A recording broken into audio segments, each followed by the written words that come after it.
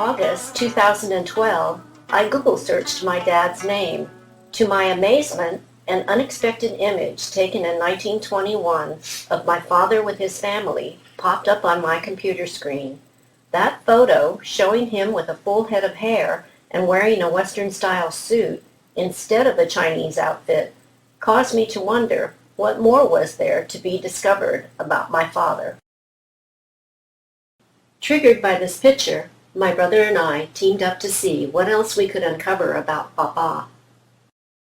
From the papers collected and the memories recalled, the familiar weathered face of my elderly father, a man who adhered to the beliefs and customs from a bygone Chinese era, would merge with a face that would have been better known to my half-sister Dorothy. It was the face of a man in his prime, who was up to taking on the task of leaving the crushing poverty of his homeland and working around the obstacles that tried to keep him from living the Chinese dream in America. During the 30-year period that included the discovery of gold in California and the building of the Transcontinental Railroad, anti-Chinese sentiment escalated and resulted in the passing of the Chinese Exclusion Act of 1882. The law banned the entry of Chinese laborers, making it nearly impossible to legally immigrate. It also denied Chinese the right to become naturalized citizens and the right to own property. Like so many others, my father entered the country under the confines of those discriminatory laws that were not repealed until 1943. Ironically, the exclusionary period left a paper trail from which my father cryptically spoke to me about his life.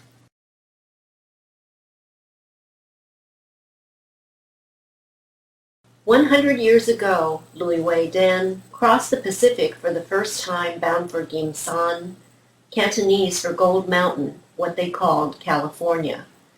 Anxious to escape China's collapsing economy, he banked on finding work in America, where the money he planned to send home to his family equated to what he hoped would be a life of wealth and leisure. Trying to come at a time when the United States government was still actively passing laws to severely restrict the entry of Chinese, allowing admission only to merchants, teachers, students, travelers, and diplomats, my father acquired his merchant status certificate from the Chinese government. His journey to America began on January 6, 1914, when the SS Manchuria set its course for San Francisco and out of Hong Kong Harbor. Papa would spend the next 27 days at sea, traveling third-class steerage located below decks, amongst a mass of other Chinese immigrants. Most were from villages located in the Pearl River Delta region of southern China, so the chatter of Toisan dialects surrounded him.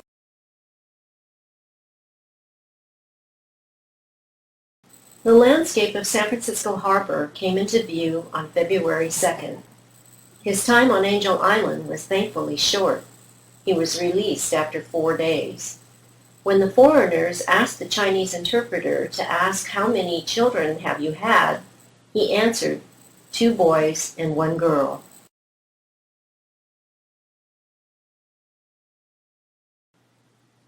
His first stop was Sang Chung Lung Company, or the Canton Bazaar on DuPont, where his cousin Louis Kim was a merchant. He stayed there for a month and a half, using it as his base. Then he went to the Thlumun Hong, the Louis Association, to pay his dues, find out how to send money and letters home, see what sort of help they had to offer him, and to listen to what news there was of China and San Francisco. It didn't take long to acclimate to his new surroundings, but the sight of so many Chinese men amongst so few Chinese women felt strange, making his mind drift back to thoughts of his wife and young daughter in China.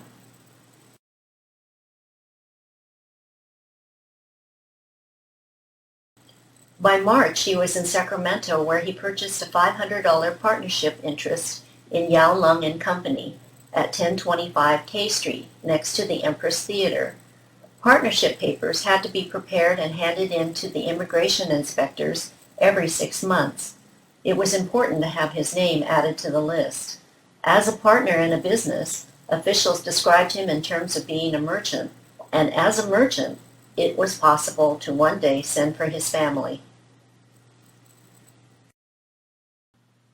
With limited English, he sold Chinese vases and other fancy wares to the foreigners during the day, and attended English class at night, where it is certain he learned the President of the United States was Woodrow Wilson. In the living quarters above the store, he ate and slept with all the other partners and employees. Whoever was available did the cooking. It was a community of men, held together by the Louie name they shared, their allegiance to one another, and their common bachelor existence. Earnings were meager, but the money he sent home from Gimsan elevated his family's status and made his wife and daughter the envy of the village. With it, Lei Shi was able to hire servants and Dorothy to go to school and even take dancing lessons. No one doubted that Papa was an educated man. Learning business came easy.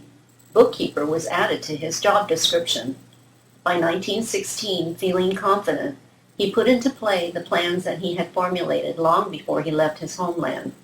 Risking serious consequences, he moved forward to bring over the sons he falsely claimed were his. Witness LUI Wai testified he and Papa were friends in China, adding that he had seen both of Papa's sons many times. 3 white witnesses came forward to say they had known Papa for at least 2 years and that they had never seen him do any type of manual labor. In May 1916, his 17-year-old paper son, Louis Hung Fu, entered the United States without incident. Like other Chinese on both sides of the world, my father felt justified in using deception to get around the exclusionary laws. And, for a paper son identity, it was possible to fetch as much as $100 for each year that a person was old. Bolstered by his accomplishment with Louis Hung Fu, he wasted no time pressing forward to bring over 11-year-old Louis Hung Gae. 8 months after his first paper son success, trouble followed. Ill-prepared with inconsistent answers about who lived in which village house, inspectors were left with the impression that Louis Hung Gae was not my father's son. Papa had to hire San Francisco attorney Oliver P. Stedger to get a favorable outcome. After a month on Angel Island, Louis Hung Gae was released to my father on February 9, 1917. Somehow, Mr. Steger worked his magic. A memo to the Commissioner of the U.S. Department of Labor from the immigration inspector stated, "This is a rather difficult case to decide. At first glance, it might seem that there are sufficient discrepancies in the various statements to warrant denial, but after a careful consideration of all the features involved, I am reasonably satisfied that the divergencies are such as might readily appear in an uncoached case." In justice to the alleged father, I would direct attention to the fact that although he was approximately 34 years of age at the time of his original admission to the United States in 1914, he claims only 3 children, 2 sons and 1 daughter, when it would have been possible for him to have laid a fraudulent foundation for the admission of an additional half-dozen or more. Applicant has made a very fair showing for a boy 11 years of age and is, to my mind, entitled to admission. Long time a vocal advocate and defender of rights for the Chinese, Stedger defended Sun Yat-sen against government efforts to deport him, and subsequently was legal counsel to China's revolutionary founding father when he drafted the Republic of China's Declaration of Independence. Attorney Oliver Perry Stedger and other immigration attorneys were disbarred from representing immigrants on Angel Island, when the government accused them of operating an international smuggling ring that reaped hundreds of thousands of dollars a year, charges he denied. He eventually regained his right to practice when the San Francisco Commissioner of Immigration was replaced. Dodging a bullet with Stegger's help, Baba turned his attention back to business and his future. By the end of that year, LUI and LUI Wai, my father's business name, partnered up and purchased Choice Meat Market and Poultry Company at 520 J Street. Ever the entrepreneurs, Choice Meat Market became the resource for Louis immigrants to get their merchant status. Within a short time, their partnership list grew to be a network of 17 active and 15 silent partners, each owning a $500 interest. As the United States' involvement in World War I fell into place in 1917, resulting food shortages drove prices up. Business was good. The butcher shop was firmly established by the end of the war. In January 1920, Baba handed over his managerial duties to Louis Yui and went back to China for a visit. Bearing gifts and dressed like a foreigner, a Gold Mountain man returning, he was almost unrecognizable. Admiration and adulation welcomed him home. Harder to accept was how much Yok Hong had changed in 6 years, how much he had missed in his years away. Her shyness receded as she came to know him again as her father. Lei Ngung Ho was 18 when their parents chose each for the other to marry in 1910. While Baba was highly educated, Lei Shi was not able to even write her name. Born into a generation where ancestral worship was the norm and lotus feet were a status symbol, the binding process had been started on her own feet, but unbound with the onset of the revolution. Still, it was a time when it was acceptable for men to have as many wives as he could afford. Wholly subservient to men, a woman's greatest ambition was to bear sons and to serve her husband and his family. Baba would shorten his visit, opting to leave a little bit early, so that their second child might be born in America. In the months before they boarded the SS Nile on November 18, 1920, my father spent his time helping Lei Shi fix in her mind all the answers that had already been given to the American authorities by him and his paper sons, as they would have to match perfectly in order for her and Yok Hong to pass scrutiny on the dreaded island. They entered San Francisco Harbor on December 12th. Authorities, concerned about her extremely delicate condition, rushed her through the process. The joy of their first son, Louis Moyen, David, came on January 2nd, 1921, in Sacramento. The image that I would discover decades later on my computer screen captured his success and good fortune. He set it in a simple wooden frame and sent it to his mother to grace the walls of their village house and to fill her with pride.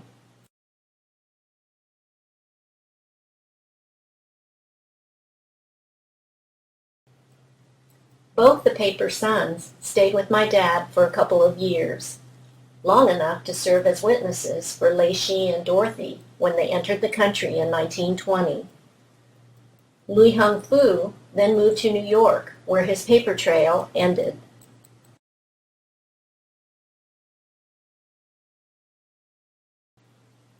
Louis Hung Gay left for China in 1921 with the intention of coming back.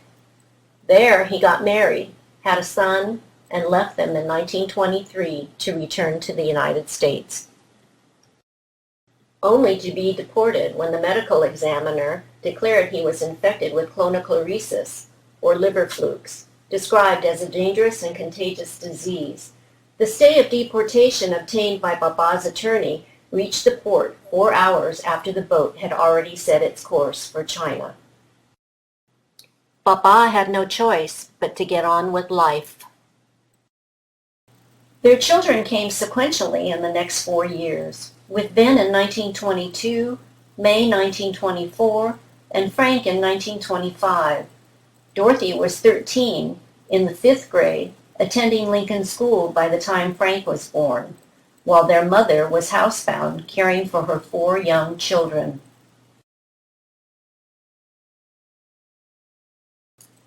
Before Frank's arrival in 1925, plans were in the works to establish a noodle company on the East Coast. My father was placed at the helm to get the project developed. To simplify his life so he could focus on the task ahead, he made plans to take his family back to China, where his wife could hire servants to help with the care of their small children, and where he could be assured that his older children would get the Chinese education that was so important to him. LUI Wai took over the manager's position at Choice Meat Market during Papa's absence. With pregnant Lei Shi and their 5 children in tow, he boarded the President Cleveland on December 26, 1925, for what was supposed to be a year-long trip of leisure.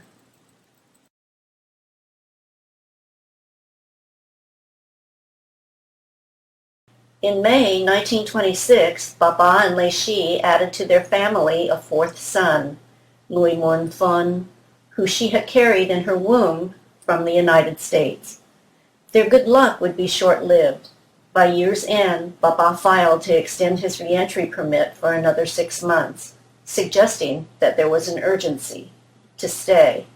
A sickness would take the life of his oldest son, David, and Papa would see the death of his youngest son, Louis Mun Fun, before he left to go back to the United States in June of 1927.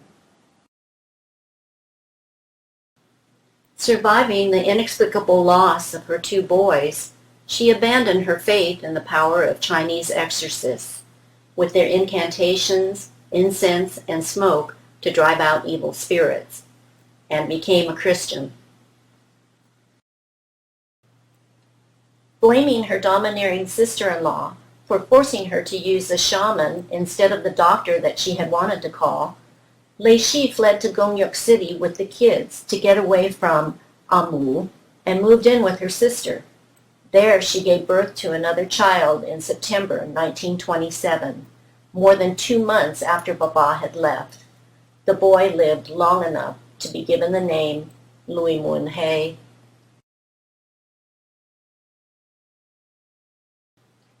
Getting back to Sacramento in the latter part of June 1927, he and LUI Wai had time to establish Washington Meat Market before he headed for New York. News of the baby's passing would reach Papa months after his arrival. The cold winters, not to his liking, hastened his work to get the noodle company completed.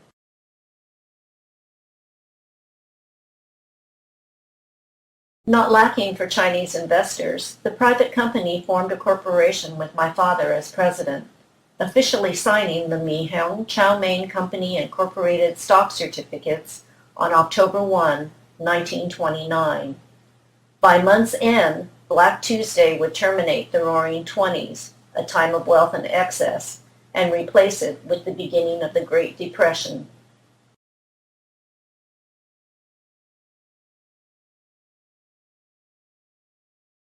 Supplying noodles to Chinese restaurants up and down the East Coast, the fledgling company managed to survive. By 1930, my father relinquished his position as president, held on to his stock certificate shares, and returned to Sacramento, where he resumed his load at Washington Meat Market, and again set his thoughts on reuniting with his family. With breadlines still a familiar sight and unemployment still at an all-time high, Papa sent for his family and chose not to escort them back as he had done in the past. They started their crossing back to Mae Guac, beautiful country, on the SS President McKinley a couple of days before Thanksgiving in 1932. The bone-numbing chill of San Francisco's damp fog would magnify Dorothy's misery from seasickness as they finally reached the port of San Francisco on December 13. On the island, a stranger who had landed a month earlier with her young son would cover the ailing Dorothy with her coat, refusing to take it back, saying only that she wouldn't need it where she was going because it would be warmer there, so she should keep it. In later years, Dorothy would tell that story to her children, not knowing their paths would cross again 35 years later, when their families would be joined by the marriage of our sister Ellen to Ji Ken Yen's third son, Jim. Both families were refused the right to land, receiving the same letter from the U.S. Department of Labor. You are informed that the application to land has been denied on the grounds that LUI Wai Tsing, alleged husband and father of the above-named applicants, is not engaged in trade between the United States and the foreign state of which he is a national under. Because the term merchant had been redefined while they were out of the country, Baba, among others, were forced to appeal their cases to the Secretary of Labor in Washington, D.C. During the time it took to win his appeal, Baba received Ben and was able to get Lei Shi, Dorothy, Mae, and Frank off the island and paroled to the care of Presbyterian missionary Donaldina Cameron. They would be granted the right to re-enter the country in March 1933 after being detained for just over 3 months. Baba would keep Dorothy close to him, not allowing her to go to Tracy to join the husband she had married in China, until he was certain the man had stopped his carousing and was ready to be a husband to his daughter. For several months, Dorothy stayed in Sacramento along with the rest of the group and got back into the routine of living their lives with the husband and father they had not seen in 5 years. His world would unravel 16 months later, helpless to alter the course of their lives when he is told that Lei Shi is stricken with cancer. Along with radiation, she underwent her first operation to remove the breast tumor on June 6, 1934.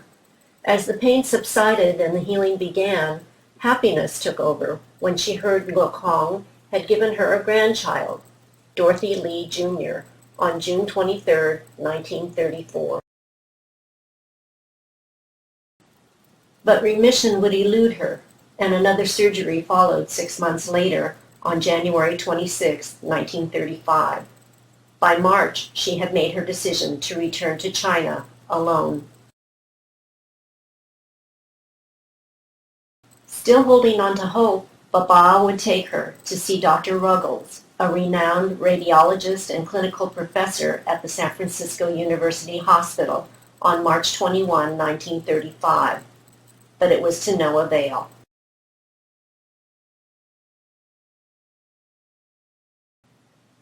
Days later, she boarded the ship and headed for China to seek Chinese remedies, to see her friends and family, and to be buried in her homeland alongside her 3 sons.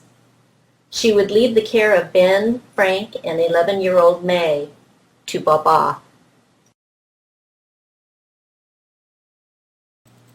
Money to cover her room and board and a visit happened every month after Mae was placed in Ming Kwong Home on March 27, 1935. He thought it a place better suited to raise a girl than the bachelor quarters above the store where he now lived with his boys and his business partners.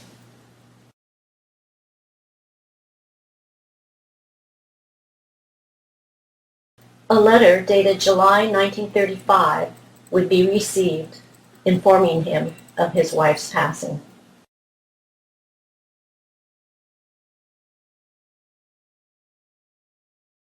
By 1938, well into middle age, alone and with his family scattered, Baba's solution to rectify his circumstances was to find another wife. That he would find to marry my mother, a girl 30 years his junior, was not out of the norm for an older man such as himself. As dictated by traditional Chinese culture, women married out early, and there was also a shortage of available women to marry, with the frequency of men having multiple wives and the expectation of women who were widows not to remarry, even if widowed at a young age. My brother received an email from my Hong Kong cousin Benjamin earlier this year. It read, Dear Howard, Uncle Fusang told me how your father met your mother, which agreed to what I remember. The time was one afternoon of a winter. Your father saw your mother at a cloth shop with her elder sister. Your father later then asked his friend, another Mr. Louie, who were those girls. The friend told him they were the daughters of the Mr. Ng, and asked your father which one he liked. Your father said the younger one, which was your mother. A few months later, they got married in Hong Kong and stayed at a hotel in Wan Chai. Not long, they went to the U.S. together. Uncle also said your father had a great reputation of cutting the meat exactly in the weight that the customer asked without using anything to measure. Your cousin, Ben. As was the Chinese custom, theirs was an arranged marriage, only with the backdrop of bombs exploding in the distance and enemy planes passing overhead, a sign of the imminent invasion of the Japanese Imperial Army into the southern part of China where both my parents' villages were located. News of the atrocities committed and the brutality of the Japanese preceded them, causing my grandmother, a widow, concerned for her family and fearful of what was to come. Through the go-between, Louis Fat Wing's wife, my grandmother agreed to the union. The husband she chose for her daughter would provide not only the safety she wanted for Ng Lai Fong, but the status and financial security of the Gim San businessman as well. They married in Hong Kong on November 18, 1938. My mother never returned to China. She sent money home but never saw her mother again after they left on the 31st of December. My grandmother and her family eventually fled to Hong Kong, only to have it overtaken by the Japanese from 1941 to 1945.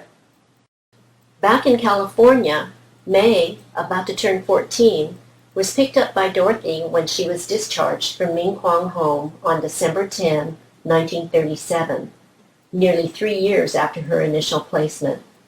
In Tracy, she lightened Dorothy's load, tending to the babies, Dorothy Jr., Faye, Susie, and waitressing at Lee's Cafe when she wasn't going to school. Expecting to pick up all three when he returned, he also entrusted to Dorothy, Ben and Frank. Papa boarded the SS President Coolidge on June 3, 1938, and headed for China. Papa led my mother and his third paper son to the land of plenty on January 19, 1939. Although she had been born into a wealthy family, oranges had not been readily available in China. His new bride's overindulgence in California oranges would cause him alarm when it seemed that her consumption of them would never cease.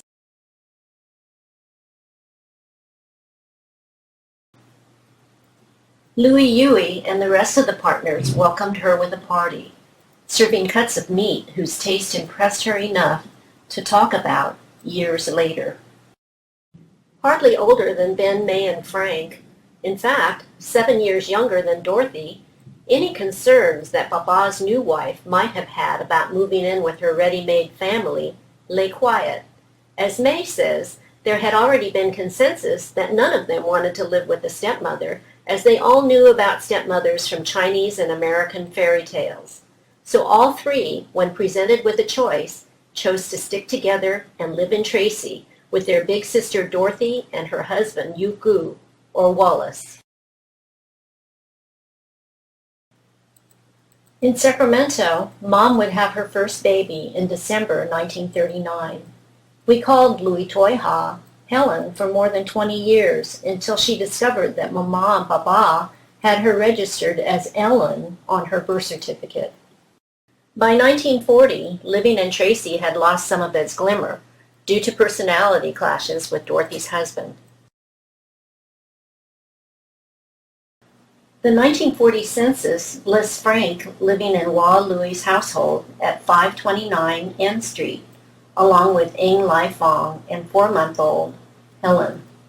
Mae, borrowing the money for bus fare, joined them around the time of my mother's second pregnancy, in late 1940, early 41.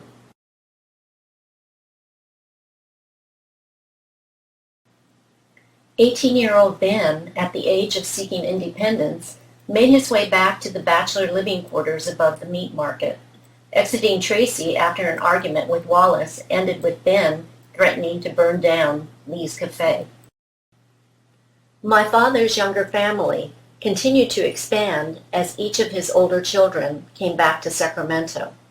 My mother's second pregnancy would end prematurely in April 1941.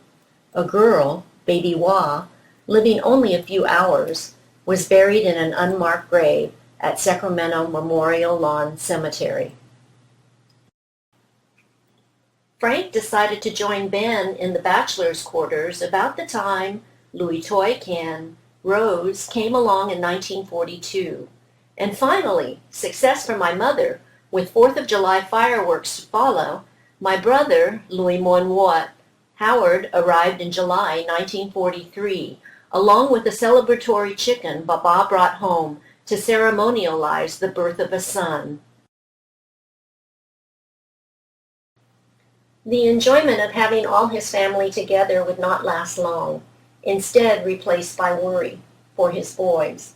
As World War II took hold of the United States in those years since my mother's arrival, his boys would answer to the call of duty. Ben, in December 1942, enlisted in the Army, and Frank the Navy the day he turned 18 on March 16, 1943. Not known as one to openly display emotions, Baba cried when Frank left for harm's way. Prejudice would shift to the Japanese when the United States and China became allies against Japan, and the Chinese Exclusion Act of 1882 finally repealed in 1943. As the American war effort gained strength, a workforce shortage ensued, creating job opportunities that had been closed to Chinese women in the Leishi years. No longer a teenager, but a woman come of age, my mother's seasonal job at the canneries widened her social circles and opened up a world of independence and freedom that my old-fashioned father might have found perplexing. Mae married Joe Wong in 1945. Together they opened the Chinese Kitchen in Sacramento. Eventually they moved to San Mateo, and with a loan from Baba, established the check-in restaurant in San Francisco's Mission District, where they put Frank to work at Baba's request. My father, frustrated with putting in long hours and shouldering most of the work, sought to negotiate for sole ownership of Washington Meat Market. Underestimating his partner's intentions, my father found himself outbid and out of a job.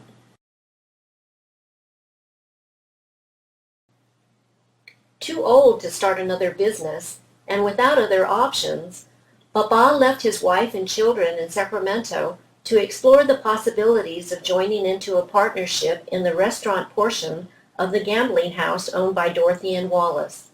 From Tracy, he wrote to 26-year-old Lai Fong, imploring her to join him, stressing that the move was necessary in order to secure their future and the future of their family. My mother acquiesced, despite her reservations. Once in Tracy, Dorothy became my mom's mentor. Mom always said she learned so much from her during that time. Sewing, knitting, cooking, and adopting her stepdaughter's adage of finding value in buying the best, so as to have things last longer. Mom's purchases often reflected what she saw in Dorothy's house. We had the same Sunbeam toaster, the same Singer sewing machine, and the same 500-pound Wedgwood Westinghouse stove, among other things.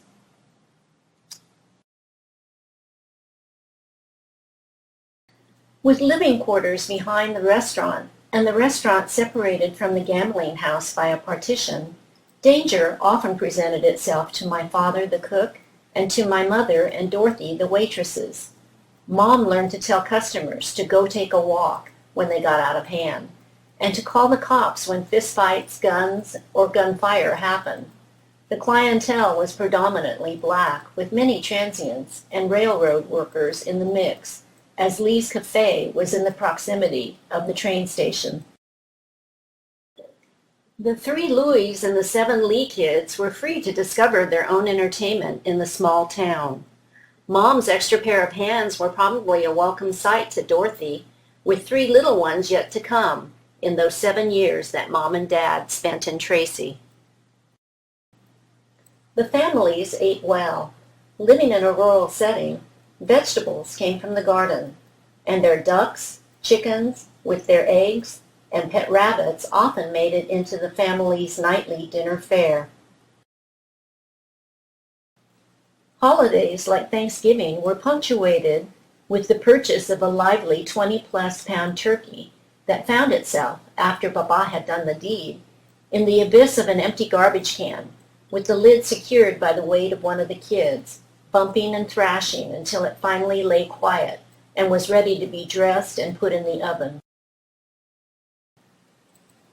Ben offered a reason for celebration when he married Laura Lee in 1949 and added to my father's 9 grandchildren a daughter, my niece, Debbie, in 1950.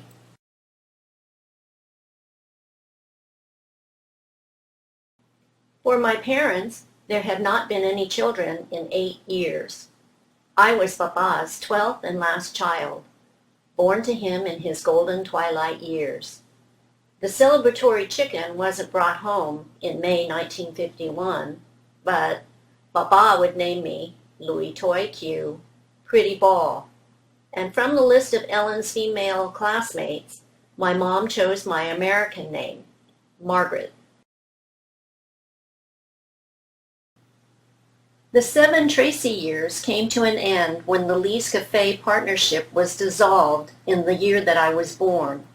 My mother was happy to get back to Ngay Phao, to the city, her friends, her job, and a chance to improve her English at Fremont School, where she said it was only in America that you could get a free education. In Sacramento, Ben came upon a rooming house for Papa to purchase, 1301 P Street, that would become our home, with a communal bathroom at the end of the hall that the 6 of us shared with the other tenants. With her savings, Mama bought a rental a block away on 13th Street, also found with Ben's help, and where he and Laura lived for a time. Still distrusting the government and Lofons, they placed the holdings of their properties and even the car under Ben's name, just in case. When my mother worked the graveyard shift during the cannery season, I was left in the care of my father during the day so she could sleep. Frank would remember Papa taking him and Ben to the beach and eating the clams they dug up. My sister Helen would remember Papa going to the state fair with them, taking the bus to get there. Lacking the energy for those things by the time I came along, my memories were of him rubbing my back when the itchiness of measles was so deep, and going through a half a dozen eggs, one at a time, trying to cook the eggs the way I wanted them, but either popping the yolk or flipping each too soon, making them into over easy instead of the sunny side up that I wanted.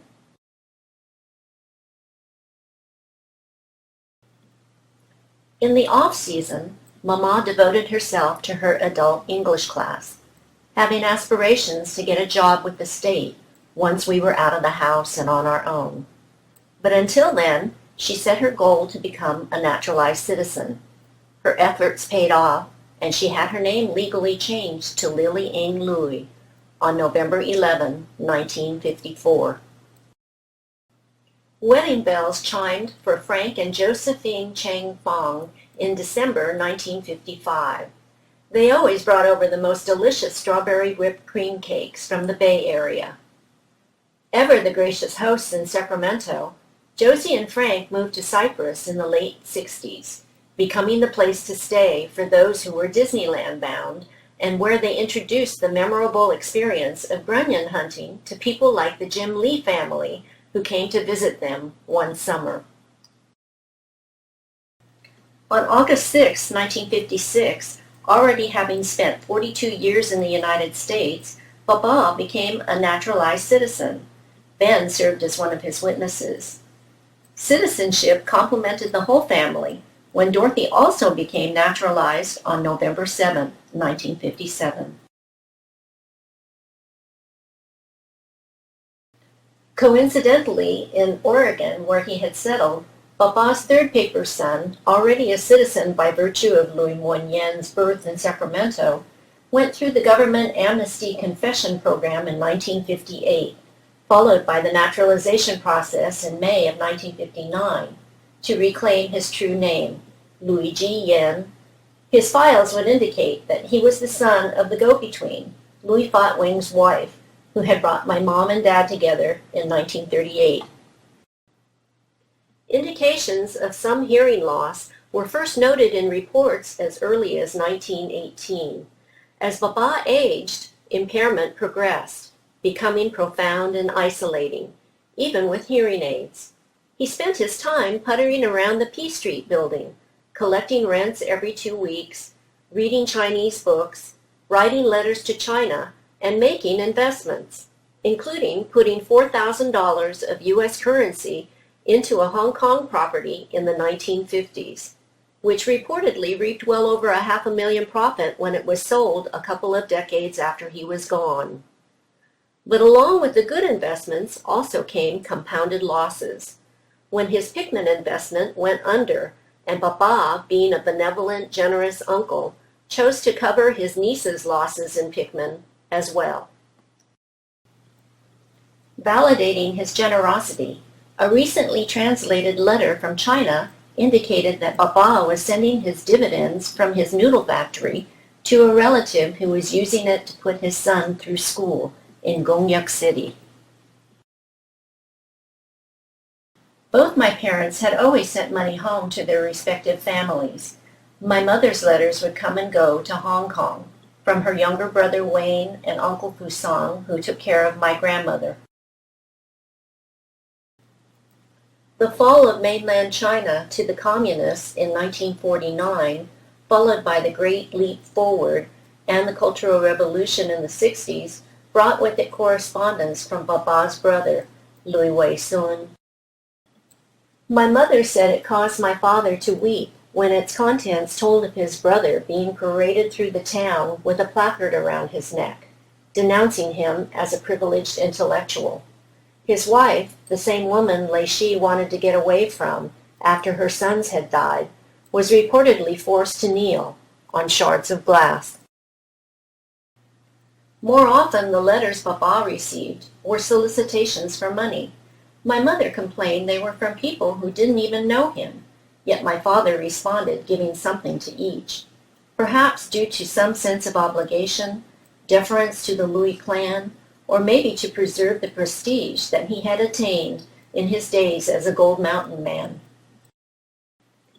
Naturally, this caused my mother to be annoyed with him, of course feeling his first obligation was to his own family. More irritation would come from the fact that he adopted and supported a boy whose purpose was for ancestral worship, maintaining the burial sites and carrying on the Louis lineage for David, the son who died at the age of 5 or 6. The Louis genealogy book shows the adopted son's name written beneath Louis Moyen's name, appearing as if he were David's son. With the importance of a Chinese education still high on his list, Howard going through it before my years started, Papa's expectations hadn't changed much since the days he tutored Mae, Frank, and Ben. Standards were higher for Ben because he was the oldest. Not taking the care that Papa required, he wrote too fast and too big to stay within the lines, causing Papa to rip the paper, tossing it to the floor, uttering nothing more than a "hey" to make his point. The Cantonese we spoke at home was different from what was taught at school, and to really confuse us, Papa added at the end of a lot of the words. Papa's private tutoring lessons made for a long day because they happened every day after Chinese school, which was after regular American school. I stayed in Chinese school longer than my friends, but not as long as Howard, which most likely accounted for his ability to make perfect, the strokes in the calligraphy written on our parents' gravestones, despite his claim that Baba's efforts to teach him Chinese were a dismal failure. That we were doomed to be Chinese illiterates might have been greatly disappointing to Baba, but an air of pride for his family radiated from him when he took us to the yearly LUI Association banquets, especially when he rubbed shoulders with his old cronies up in the Louis Fong Fong office, where he felt so at home. Celebrating Chinese New Year's at Dorothy's house in Stockton was something Baba always made a point of doing every year. Hitching a ride with Ben or taking the bus to pass out lacies for this most important holiday was something that was meaningful to him and was a hit with the kids.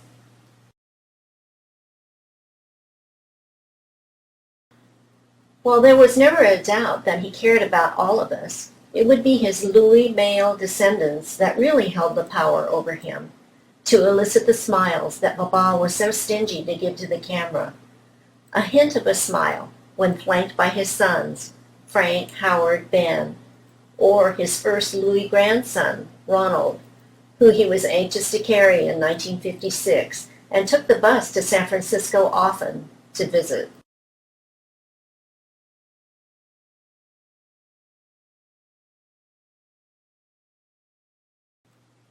Going out of town meant the 6 of us and the 5 or 6 of Ben's family, which made for a total of 11 or 12 people, squeezing into his station wagon. Kids either sat on adult laps or in the back area that was flat, where we all ended up falling asleep on the way home, and where Ben kept the handy bucket in case someone got carsick. Usually getting together in August to celebrate Baba's birthday, destinations varied. Dorothy's Acacia House in Stockton, Mae's place in San Mateo, Ben or Frank's homes in Sacramento, and eventually choosing to gather at parks, when it was conceivable to have as many as 37, with our 6, Mae's 4, Frank's 6, Ben's 8, and Dorothy's 13, counting the adults. Once my siblings and Mom got their licenses, and the 1959 blue-winged Chevy Impala with white-walled tires, we became less dependent on Ben to cart us around. Using it for her work carpool, Mom sewed up red seat covers to make the factory-issued seats last longer.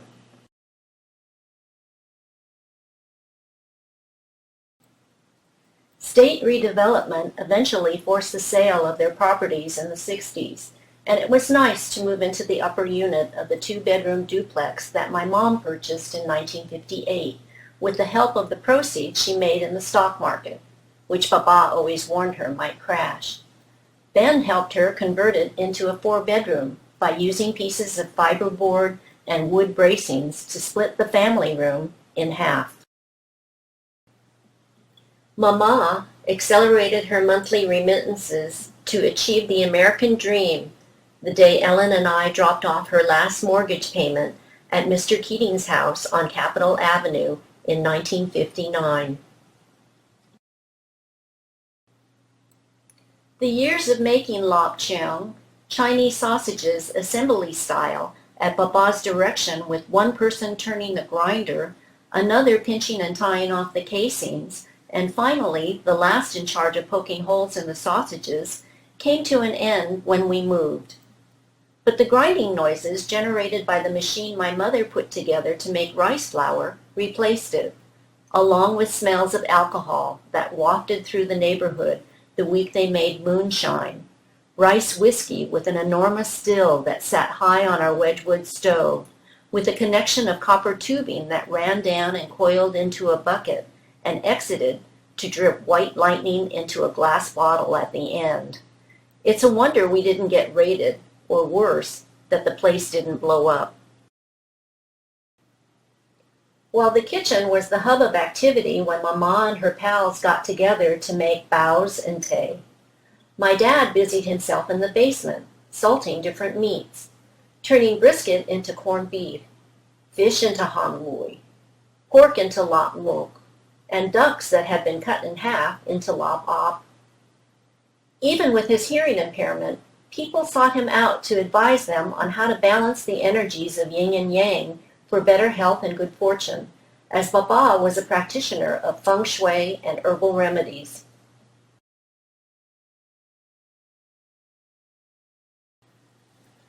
Using his Chinese scale to measure, he divvied up portions of things like slivers of deer antlers, flattened out lizards, ginseng, as well as other assorted herbs to sell. And every year, right around Halloween, he used his stoneware urns to brew up bitter concoctions for us to drink, presumably to boost our immune systems, with orders for us to do the impossible, not to eat candy and oranges for a month.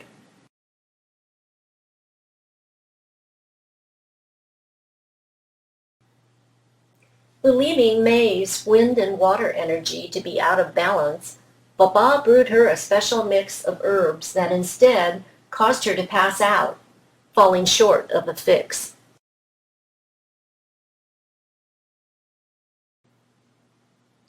Both of them were amazingly resourceful and jacks of all trades.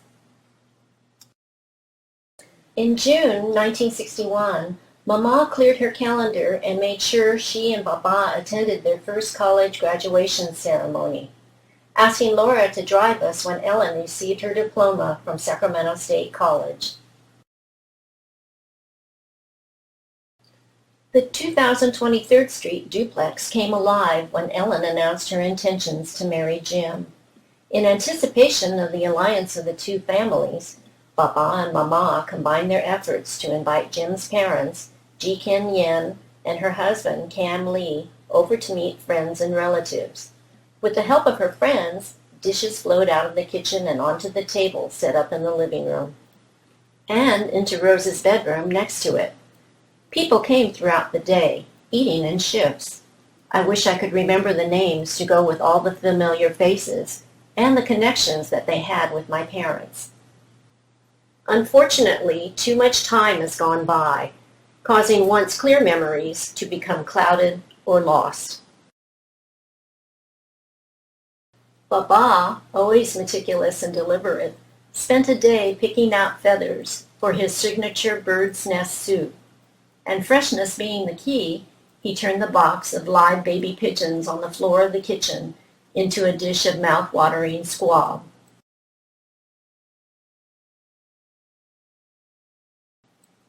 Ellen married Jim in 1963 and moved to Colusa, but always came back to visit every week or so. Baba walked down the aisle again the following year when Rose and Eugene married and made their home in Los Angeles.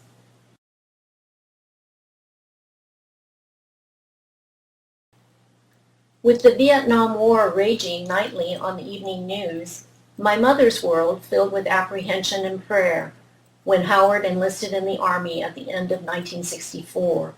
For me, loneliness multiplied as each of my siblings left me, alone, to receive my mother's undivided scrutiny in my teenage years.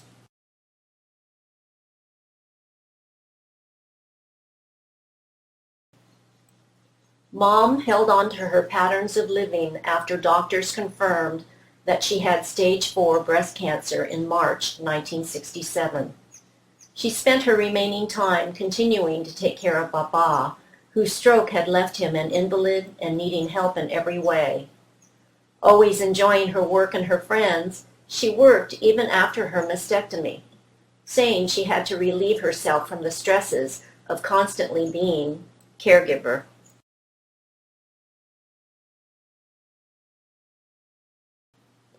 Mom would face the realities of her diagnosis when we attended Dorothy's funeral in September 1968.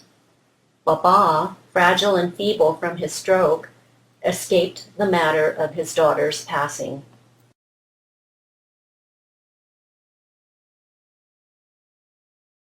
Working up to the end, trouble making it up the stairs after work forced her to call in sick. Before she died, she told Ellen she loved all of us the same, and that she knew we were all good children. And to her beloved grandson Monty, she told him she loved him, in English. She passed away at home at the age of 49 on May 10, 1969.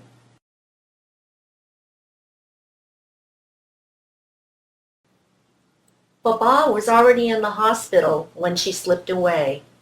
Complicated by the diabetes he had had for many years, his first stroke happened in 1967, before Mom received her cancer diagnosis.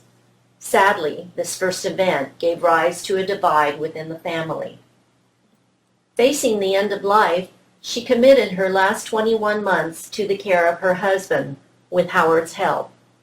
Weekly visits from Ellen and grandson Monty lifted her spirits.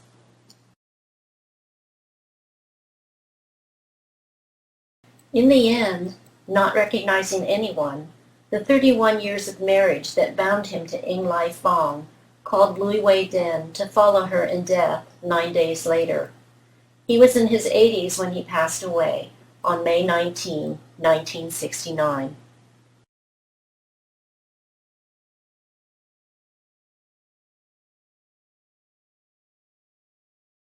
In crossing the Pacific 7 times during his life, Baba left behind many footprints in his wake for us to discover, examine, and reassemble to tell his story.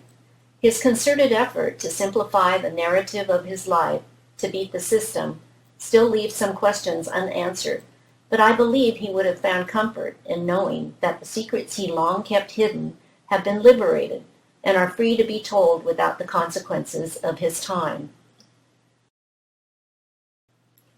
In June 2012, 98 years after his arrival, the United States Congress issued a formal apology, expressing regret for the Chinese Exclusion Act of 1882 and other legislation that discriminated against people of Chinese origin in the United States. To that end, I know my dad, as well as Lei Shi and my mom, would have been pleased to be remembered and recognized for the hardships endured and sacrifices made, giving their succeeding generations a chance for a better life with many opportunities. I wish I could tell them how grateful we are and that we are fine, so they can continue to be happy and well in the afterlife.